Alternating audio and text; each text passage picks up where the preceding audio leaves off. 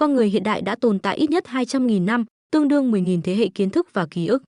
Nhìn từ góc độ này, Ai Cập cổ đại dường như khá gần đây.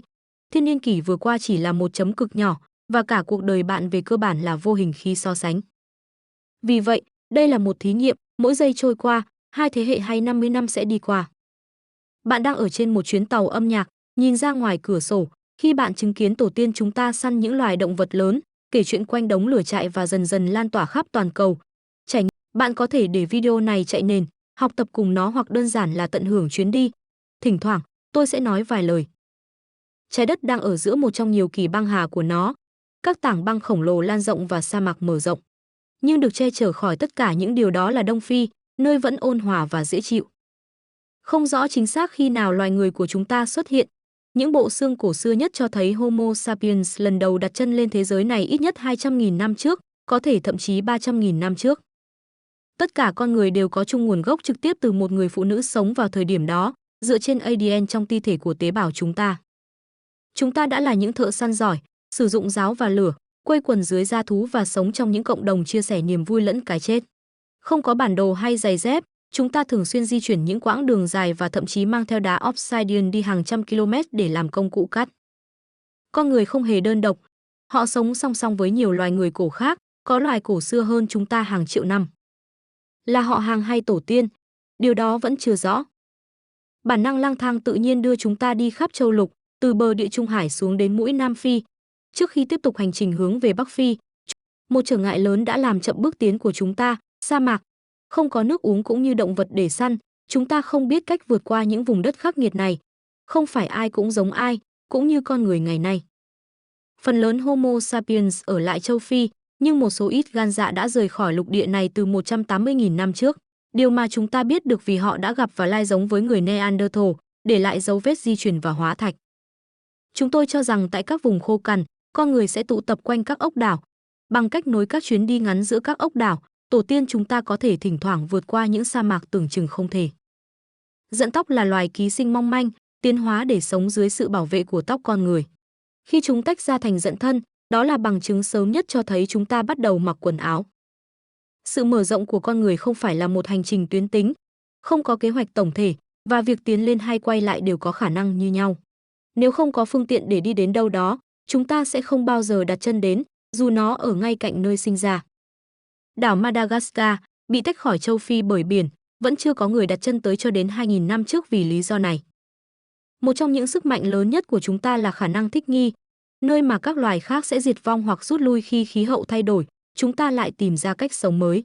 Chúng ta dần di chuyển đến các bờ biển châu Phi để tránh những điều khắc nghiệt nhất của kỳ băng hà này, và buộc phải tái học mọi thứ về cách săn bắt và tìm nơi trú ẩn. Thật khó để nhận ra sự tiến bộ công nghệ ở thời điểm xa xưa này. Việc tôi cứng những cây gậy nhọn trong lửa nghe có vẻ đơn giản, nhưng đó là một bước tiến khổng lồ vào thời đó. Khi đi dọc bãi biển tìm kiếm sò ốc, tổ tiên chúng ta đôi khi nhặt những chiếc vỏ đẹp. Chúng ta biết rằng họ có con mắt thẩm mỹ, giống như chúng ta ngày nay. Dấu tích của vỏ ốc bị đốt cháy từ 170.000 năm trước cho thấy chúng ta đã bắt những loài thân mềm khổng lồ và biến chúng thành những món ăn nướng. Rác của một tổ tiên chính là kho báu của nhà khảo cổ học cổ sinh. Những tàn dư 164.000 năm tuổi chứa vỏ sò cho thấy con người đã học cách khai thác tài nguyên biển từ rất sớm. Các loài người cổ có thể có nguồn gốc từ những loài vượn sống trên cây, và hàng triệu năm sau, chúng ta vẫn thấy cây cối khá tuyệt vời. Rừng chứa nhiều thức ăn và có thể che giấu chúng ta khỏi kẻ săn mồi, vì vậy chúng ta luôn quay lại đó mỗi khi có thể. Dù có mọi mánh khóe, gậy nhọn và chỗ ẩn nấp, loài người vẫn là con mồi của những kẻ săn mồi đáng sợ. Gấu, linh cẩu và sư tử lớn hơn bất cứ loài nào chúng ta thấy ngày nay thách thức vị thế thợ săn hàng đầu của chúng ta. Chế độ ăn cổ đại thực sự, hạt rang, củ nghiền và rất nhiều thịt. Không có gì có thể bảo quản để dùng sau, nên nếu bạn gặp trái cây ngon, bạn phải ăn ngay hoặc mất nó. May mắn thay, chúng ta có thể đạt được khoảng 3.000 calo mỗi ngày. Tổ tiên chúng ta có lối sống săn bắt, hái lượm khó tưởng tượng với con người hiện đại. Họ chỉ cần làm việc khoảng 20 giờ mỗi tuần, phần còn lại dành cho giao lưu xã hội, vui chơi và có lẽ là vẽ vời. Nghe thật thú vị. Ngoại trừ việc bạn không bao giờ biết khi nào có bữa ăn tiếp theo, hoặc liệu cuộc săn ngày mai có phải là lần cuối cùng của bạn hay không. Những con sông cổ xưa chằng chịt khắp châu Phi có thể đã đóng vai trò như những con đường, giúp tổ tiên chúng ta băng qua những khoảng cách rộng lớn nhanh hơn. Chúng cung cấp nguồn nước ổn định và thu hút động vật, con mồi cho thức ăn. Vẫn còn rất nhiều điều chúng ta không biết. toàn bộ những nhánh người cổ đã biến mất khỏi dòng thời gian. Như Homo longi 140.000 năm tuổi, chỉ mới được phát hiện gần đây từ một hộp sọ ở Trung Quốc và có thể viết lại lịch sử của chúng ta. Giờ đây chúng ta sải bước dài hơn, một giai đoạn ẩm ướt bất thường và kéo dài gọi là Abbasia Pluvial biến sa mạc thành đầm lầy và sông ngòi khắp châu Phi, giúp nhiều nhóm người di chuyển khắp lục địa. Sự mở rộng đưa chúng ta vượt qua Địa Trung Hải, đến đảo Crete. Làm sao chúng ta đến được đó 130.000 năm trước? Chúng ta đã bơi hay đóng bè? Chúng ta chỉ tìm thấy tàu thuyền có niên đại hàng chục nghìn năm sau đó, nhưng các bộ xương trên đảo cho thấy chúng ta bằng cách nào đó đã làm được. Giống như các nghệ sĩ ngày nay, con người luôn muốn thể hiện bản thân.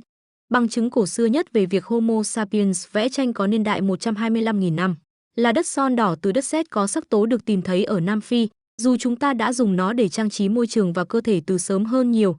Đáng buồn thay, những tác phẩm nghệ thuật sớm nhất đó đã biến mất theo thời gian.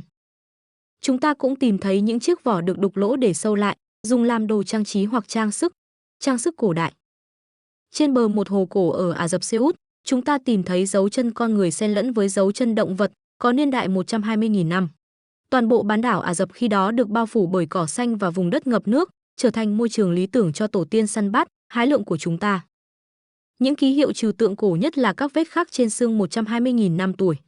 Chúng chắc chắn có chủ ý và được tính toán, nhưng chúng có ý nghĩa gì? Rất nhiều thứ từ thời đó đã bị mất vĩnh viễn. Homo erectus, người anh em tồn tại lâu nhất của chúng ta, tuyệt chủng vào khoảng thời gian này, và cùng với họ là 1,7 triệu năm lịch sử và văn hóa. Khí hậu toàn cầu lại thay đổi, đẩy nhanh sự mở rộng của con người ra khỏi châu Phi từ những bước rời rạc thành những làn sóng di cư. Khi mực nước biển thấp hơn rất nhiều, các cầu đất liền xuất hiện, dẫn tổ tiên chúng ta đi theo những con đường bất ngờ giữa các lục địa. Tuy nhiên, sự mở rộng này không phải là một cuộc tiến quân có tổ chức theo một hướng, mà là những chuyển động ngẫu nhiên, có khả năng rời đi cũng như quay trở lại châu Phi, với nhiều đợt di cư chồng chéo. Chúng tôi tin rằng con đường chính để Homo sapiens rời châu Phi là qua bán đảo Ả Rập, dẫn tới Thổ Nhĩ Kỳ và Iran ngày nay. Dù đầy thách thức, họ đã làm chủ các vùng núi trên hành trình. Đây là lúc chúng ta bắt đầu ưa chuộng tinh bột, rễ cây, rau củ giàu tinh bột và hạt được thêm vào khẩu phần, và vi khuẩn trong miệng chúng ta thích nghi với điều đó. Tổ tiên chúng ta cố gắng lưu giữ kiến thức và ghi nhớ quá khứ của mình. Khu chôn cất Homo sapiens cổ nhất có niên đại 100.000 năm, chứa các bộ xương cùng nhiều đồ tùy táng. Trong khi đó, chúng ta bắt đầu bộc lộ thế giới nội tâm phức tạp của mình bằng cách vẽ ra nhiều thứ hơn những gì mắt có thể thấy. Thay vì chỉ mô tả đơn giản thiên nhiên, chúng ta tìm thấy những bức tranh mang tính biểu tượng đầu tiên. Hành vi phức tạp đòi hỏi khả năng giao tiếp tương xứng. Rất có thể chúng ta đã có ngôn ngữ để trò chuyện với các nhóm người khác. Thực tế, người Neanderthal cũng có khả năng này, vậy liệu khi gặp nhau, chúng ta đã cố gắng bắt chuyện chăng? Khả năng tạo dựng văn hóa và tư duy trừu tượng này đã ăn sâu vào gen của chúng ta. Chúng ta có thể phân tích ADN để xác định điều gì tạo nên tính cách con người, và rõ ràng rằng ý thức sáng tạo về bản thân là một đặc điểm đặc biệt mà các loài người cổ khác không có. Mảnh dây cổ nhất có niên đại 90.000 năm, và nó thuộc về người Neanderthal. Liệu chúng ta đã từng xin trao đổi để có được nó?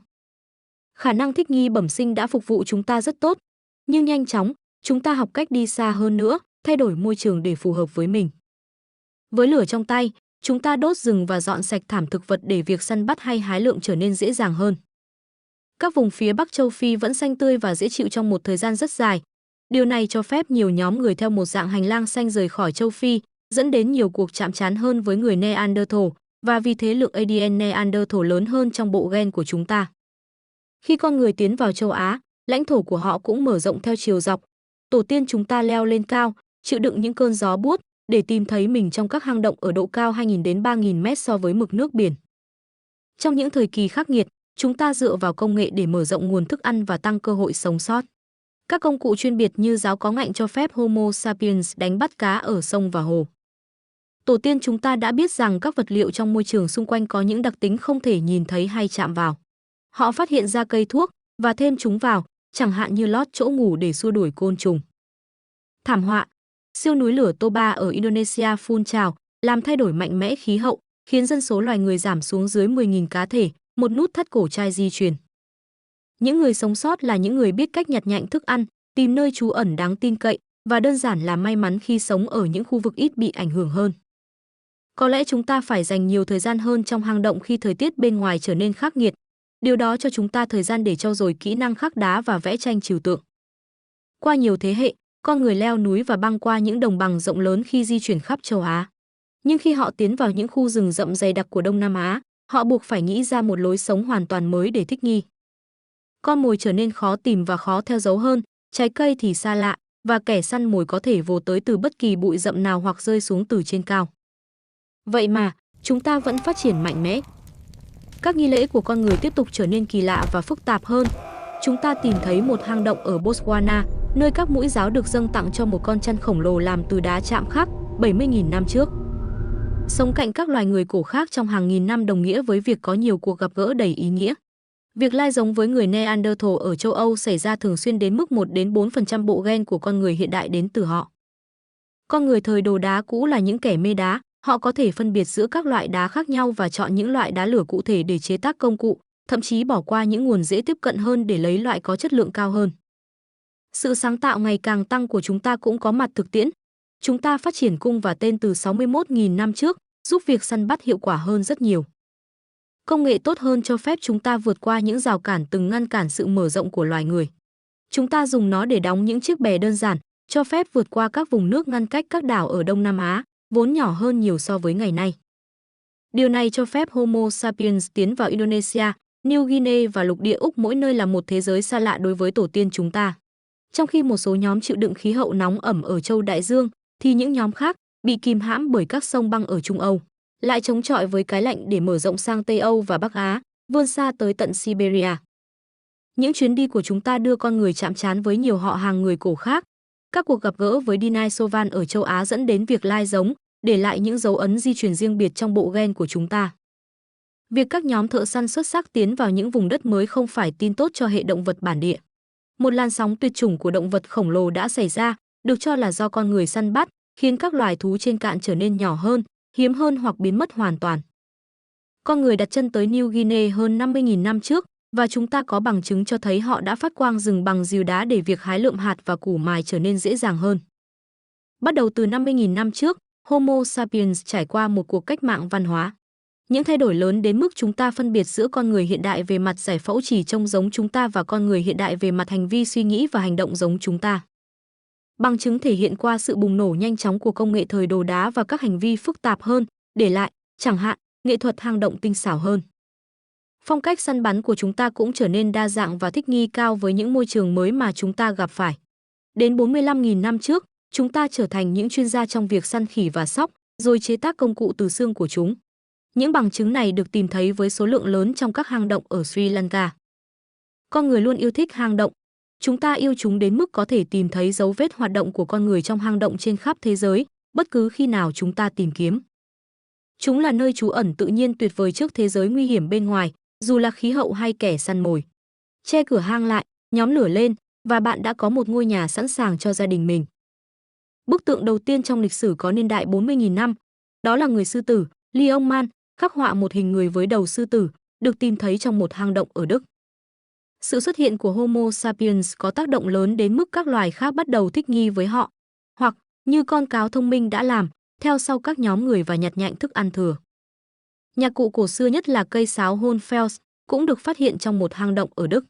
Nó được làm từ xương cánh của kền kền, có 5 lỗ, và có niên đại lên đến 40.000 năm. Nó cho chúng ta biết âm nhạc đã lấp đầy những đêm dài của tổ tiên ra sao.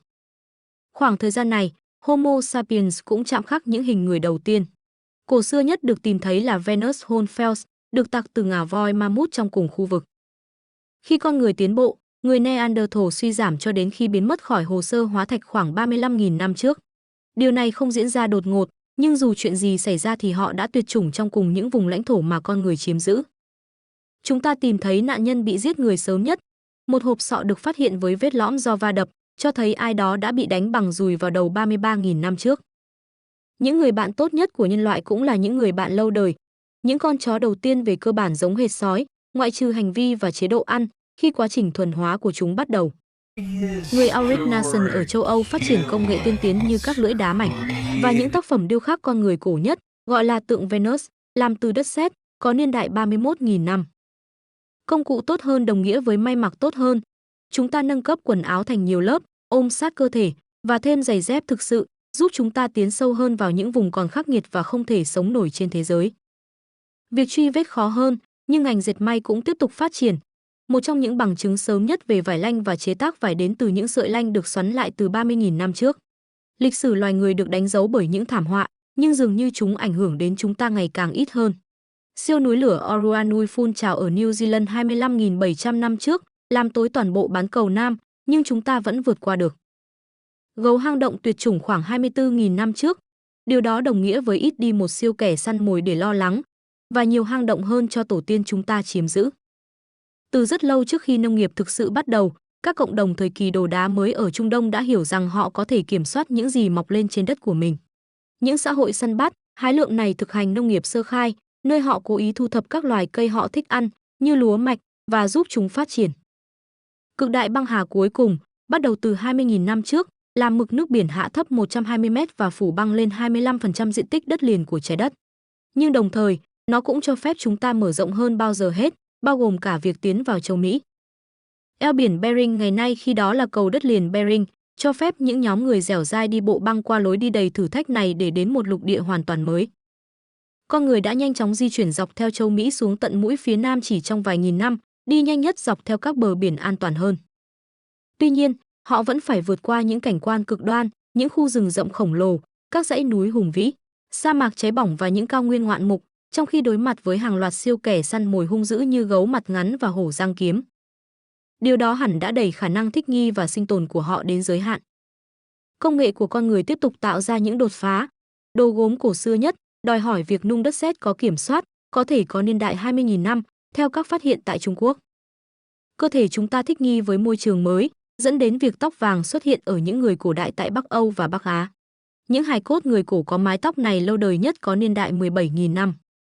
Không phải mọi tập tục văn hóa được phát minh thời đó đều là thứ chúng ta muốn gìn giữ. Chúng ta có bằng chứng trực tiếp rằng tổ tiên Homo sapiens đã thực hành ăn thịt đồng loại ít nhất từ 15.800 năm trước. Tuy nhiên, điều này được cho là nghi lễ tang lễ, chứ không phải nguồn thức ăn bệnh hoạn. Chúng ta đến năm số 0 của kỷ nguyên con người. 12.000 năm trước, con người tại Thổ Nhĩ Kỳ ngày nay đã xây dựng Göbekli Tepe, một công trình khổng lồ với mức độ hợp tác báo hiệu sự ra đời của nền văn minh hiện đại. Thay vì lang thang khắp thế giới thành những nhóm biệt lập, chúng ta hợp lực và định cư trong những cộng đồng lớn hơn, nơi chia sẻ kiến thức, niềm tin và tài nguyên. Chẳng bao lâu sau, chúng ta có những công trình đầu tiên và các ngôi đền. Thuần hóa động vật trở thành đổi mới lớn tiếp theo, cho phép chúng ta phát triển mạnh mẽ ở hầu như bất cứ nơi nào có thể chăn thả. Sau đó, chúng ta đảm bảo nguồn lương thực bằng cách trồng trọt hàng năm. Nhiều con người từ bỏ lối sống săn bắt, hái lượm để làm ruộng, tụ tập quanh những vùng đất màu mỡ nhất. Chó và mèo cũng gia nhập cùng chúng ta trong quá trình này. Nhiều lương thực hơn đồng nghĩa với nhiều người sống cùng nhau hơn. Thêm đôi tay giúp đỡ lẫn nhau, cho phép những người khác chuyên môn hóa vào các nghề thủ công khác nhau. Từ việc chỉ tồn tại, chúng ta bắt đầu thịnh vượng. Những ngôi làng thành công nhất phát triển thành các thành phố, được kết nối bằng thương mại và bảo vệ bởi tường thành. Những công nghệ quan trọng nảy sinh từ đó, như đồng, đồ gốm và giấy, với tốc độ ngày càng nhanh. Ngay cả nước cũng bị chúng ta uốn theo ý mình, khi chúng ta chuyển dòng sông và đào kênh để phục vụ nhu cầu. Những nền văn minh đầu tiên trong lịch sử trỗi dậy để kiểm soát dòng chảy của nó. Việc ghi chép ngôn ngữ thành chữ viết là một đột phá khổng lồ khác. Nó cho phép con người giao tiếp qua mọi khoảng cách và phối hợp nỗ lực để xây dựng những công trình mà chúng ta vẫn còn kinh ngạc ngày nay.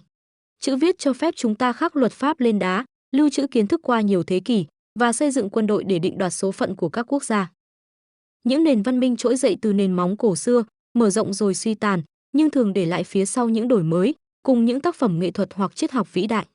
Các thế hệ sau có thể xây dựng tiếp trên những di sản đó để vươn tới những đỉnh cao lớn hơn. Thế giới hiện đại của chúng ta chỉ là đỉnh cao của hàng nghìn năm nỗ lực, của hết thế hệ này đến thế hệ khác xây dựng trên thành quả của tổ tiên để tiến xa hơn. Các nền văn hóa trên khắp thế giới đều tìm cách cải thiện cuộc sống theo con đường riêng của mình. Ngày nay, mọi thứ đang chuyển động và thay đổi nhanh chóng. Đừng quên chúng ta đã đến đây như thế nào. Bao nhiêu con người đã từng bước đi trên cùng một trái đất, trong hàng chục nghìn năm, với những hy vọng và tham vọng giống nhau. Chúng ta đang ngồi trên đỉnh của một lịch sử vĩ đại, lịch sử của loài người, đang tăng tốc hướng tới một tương lai chưa biết. Hy vọng rằng đây chỉ là khởi đầu của điều gì đó còn vĩ đại hơn nữa. Đừng quên đăng ký kênh, like, share và để lại ý kiến của bạn dưới phần bình luận. Một lần nữa cảm ơn các bạn đã theo dõi, xin chào và hẹn gặp lại lần sau.